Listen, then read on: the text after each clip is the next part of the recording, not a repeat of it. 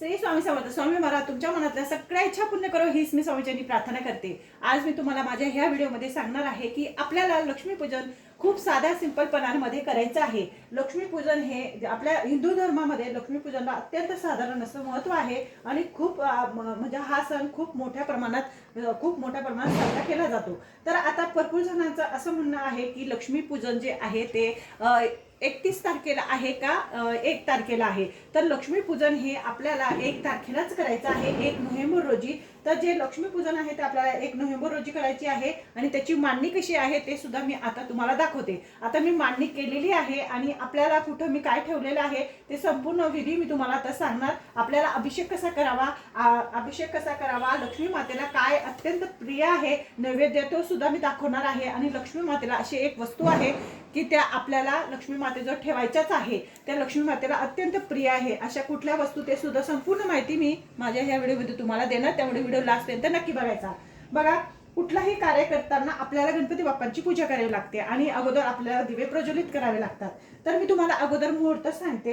आता दिवाळीचं जे मुहूर्त आहे, दिवाळी 2024 1 नोव्हेंबर रोजी शुभ मुहूर्त आहे संध्याकाळी 6:20 मिनिटापर्यंत तर 8:15 शुभ मुहूर्त आहे. म्हणजे तुम्ही 8:30 वाजेपर्यंत पूजा करू शकता. 6 वाजेपासून तर 6:20 नंतर आपल्याला पूजा करायची आहे. 8:15 तुम्हाला पूजा करायची आहे.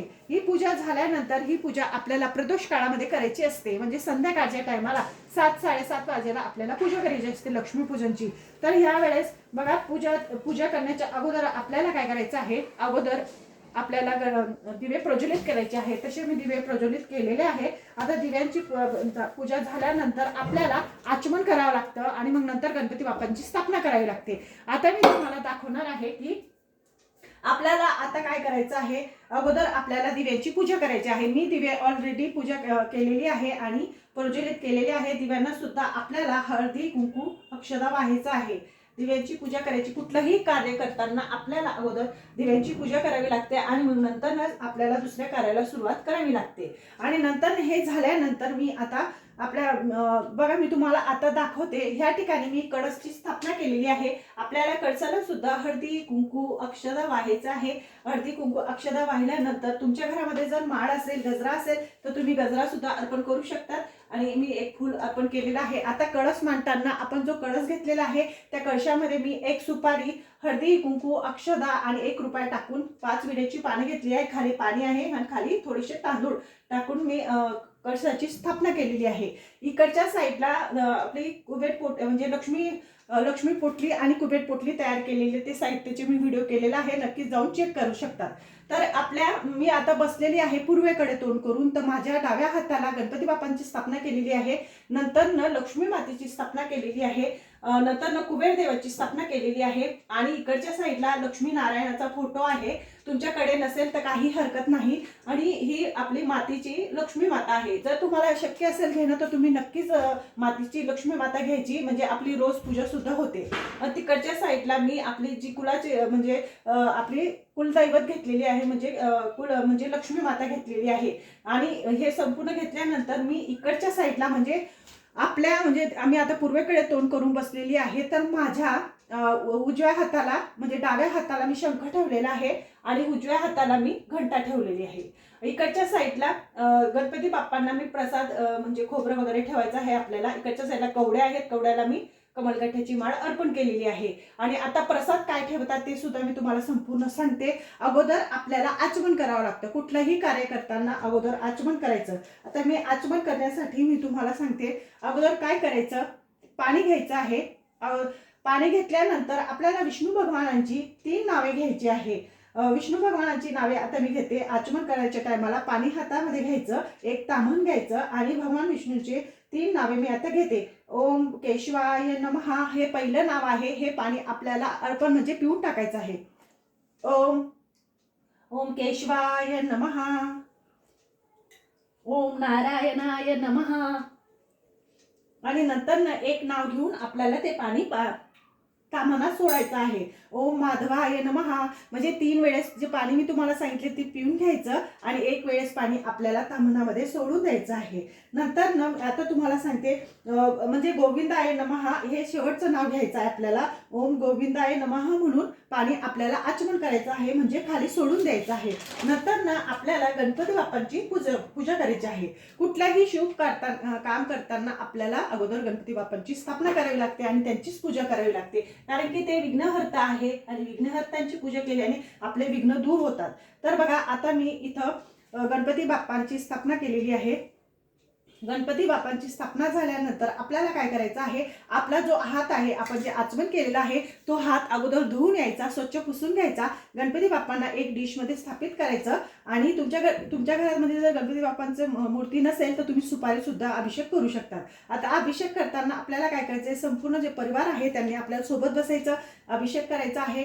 तुम्ही पाण्याने दुधाने करू शकतात. ओम गणगणपते नमः, ओम गणगणपते नमः असा अभिषेक करायचा आहे. अभिषेक झाल्यानंतर तुम्ही गणपती अथर्वशीर्ष सुद्धा म्हणू शकतात. नाही तुम्हाला येत असेल तर ओम गणगणपते नमः म्हणून अभिषेक करायचा आहे. अभिषेक झाल्यानंतर हळदी कुंकू अक्षदा गणपती बाप्पाला वाहायचं आहे.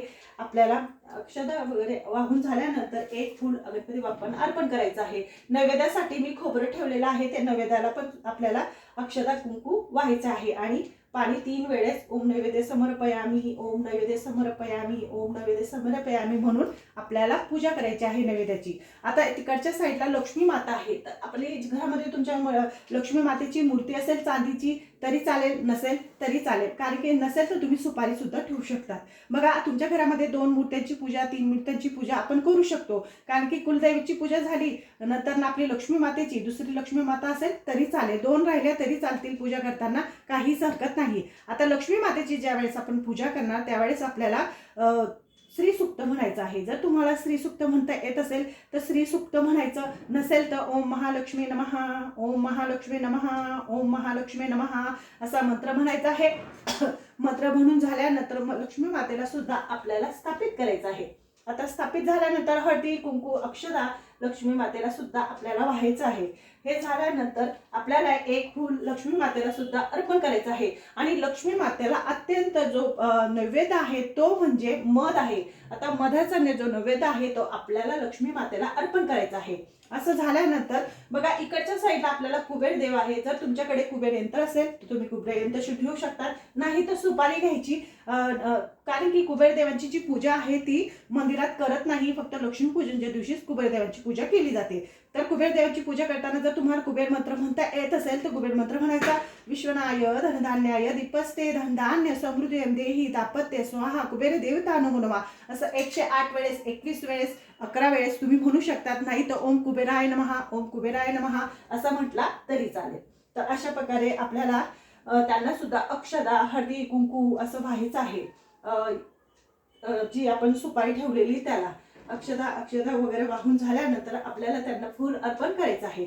अशा प्रकारे ही संपूर्ण पूजा झाल्यानंतर आपण जो घंटा ठेवलेला आहे त्या घंटेची सुद्धा आपल्याला पूजा करायची आहे, कारण की घंटा हा नारद मुनी म्हटला गेलेला आहे, त्यामुळे नारद मुनींची सुद्धा आपल्याला पूजा करायची आहे. आणि नंतर ना जी आपली तुमचे आता बघा तुमच्या घरामध्ये जर चांदीची लक्ष्मी नसेल तर तुम्ही काय करायचं आहे, आपण जी मातीची मूर्ती ठेवलेली आहे तर पाणी असं घ्यायचं आणि हे करायचं आहे, आचमन करायचं आहे.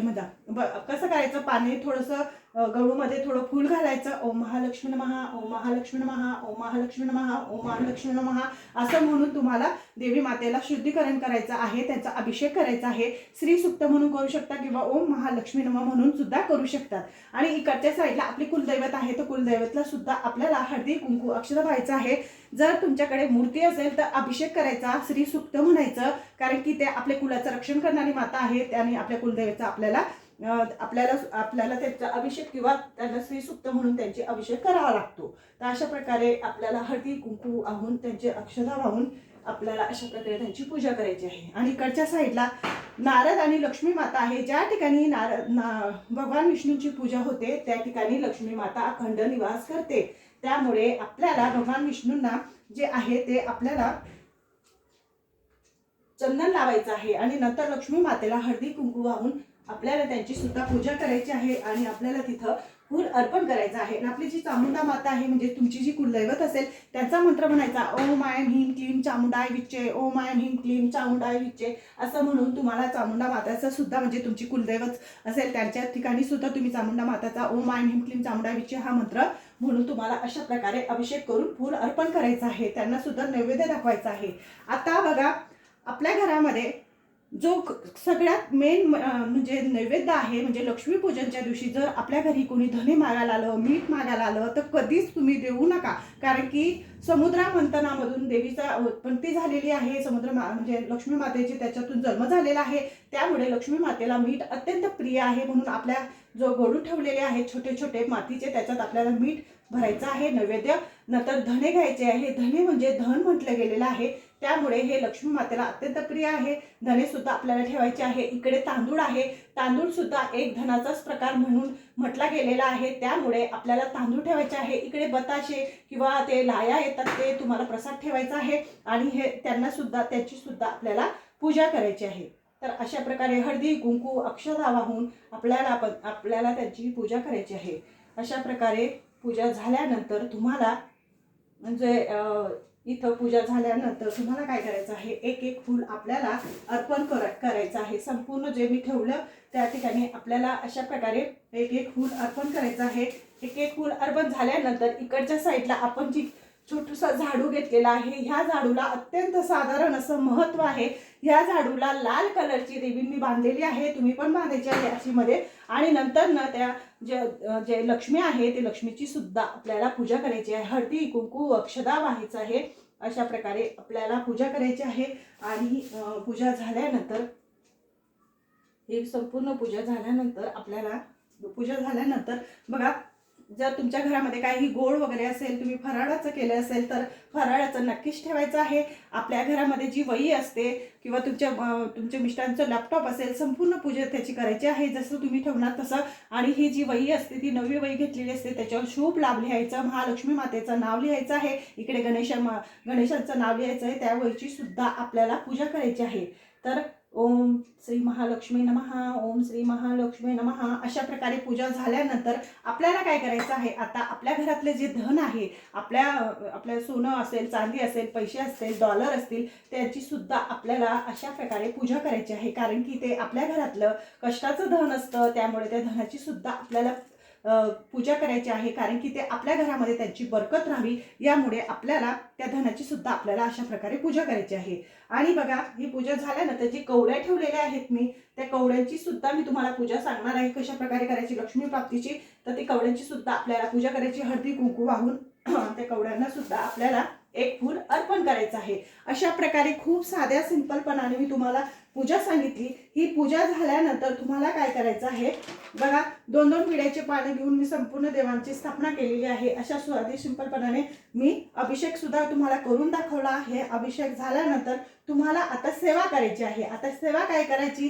ती सेवा सांगते तुम्हाला. आता आपल्याला संपूर्ण पूजा झाल्यानंतर गणपती बाप्पांची आरती म्हणायची, नंतर महालक्ष्मी मातेची आरती म्हणायची, नाही येत तर यूट्यूबवर लावायची. नंतर आपले कुलदैवत म्हणजे आपली चामुंडा मातेची आरती म्हणायची, म्हणजे आपल्या कुलाचं रक्षण करणारी देवीची. नंतर स्वामी समर्थांची आरती म्हणायची. आणि नंतर आपल्याला काय करायचं आहे, सेवा करायची आहे. बघा सेवा करणे अत्यंत महत्त्वाची आहे. कारण की लक्ष्मीपूजनच्या दिवशी सेवेला अत्यंत साधारण असं महत्त्व प्राप्त झालेलं आहे. त्यामुळे आपल्याला लक्ष्मी प्राप्तीसाठी आपल्याला सेवा करायची आहे. आता सेवा काय करायची तर एक वेळेस तुम्हाला विष्णू सहस्रनाम म्हणायचं आहे. एक वेळेस तुम्हाला गायत्री ओम म्हणजे विष्णू गायत्री मंत्र म्हणायचा आहे. म्हणजे तुम्ही 11 वेळेस 21 वेळेस असं म्हणू शकतात. नंतर गायत्री मंत्र म्हणायचा आहे, लक्ष्मी गायत्री मंत्र म्हणायचा, विष्णू सहस्रनाम म्हणायचं. नंतर श्री सुक्त तुम्ही 1 वेळेस म्हणू शकता. स्वामी समर्थ माळ तुम्हाला 1 वेळेस म्हणायची आहे. 99 मंत्र म्हणायचा आहे. आणि गीतेतला 15वा अध्याय पठण करायचा आहे. अशा प्रकारे आपल्याला जी सेवा तुम्हाला सांगितली मी ते कमेंट बॉक्समध्ये तुम्हाला लिहून देईन.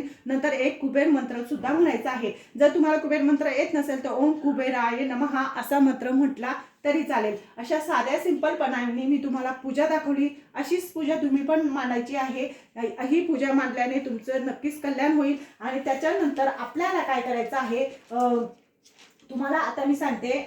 की आपल्याला याच्यानंतर मी तुम्हाला आता सांगते की ही पूजा झाल्यानंतर लक्ष्मी मातेला विनंती करायची आहे की माझ्या घरामध्ये अखंड निवास कर, तुझा अखंड वास माझ्या घरामध्ये राहू दे, माझं घर हे सुख शांतीने भरू दे, आलेल्या पैशाला बरकत राहू दे, धनधान्य बरकत राहू दे, आयुष्य आरोग्य सर्वांचं चांगलं ठेव आणि माझ्या घरातलं आयुष्य आरोग्य चांगलं ठेवून तुझा आशीर्वाद अखंड माझ्या घरात निरंतर वास राहू दे आणि लक्ष्मीनारायणाचा अखंड वास माझ्या घरामध्ये राहू दे असं म्हणून प्रार्थना करायची आहे. आणि प्रार्थना झाल्यानंतर जर तुम्हाला हे माझं चॅनल आवडत असेल तर लाईक आणि सबस्क्राईब करा, इतरांना सुद्धा पाठवा. श्री स्वामी समर्थ.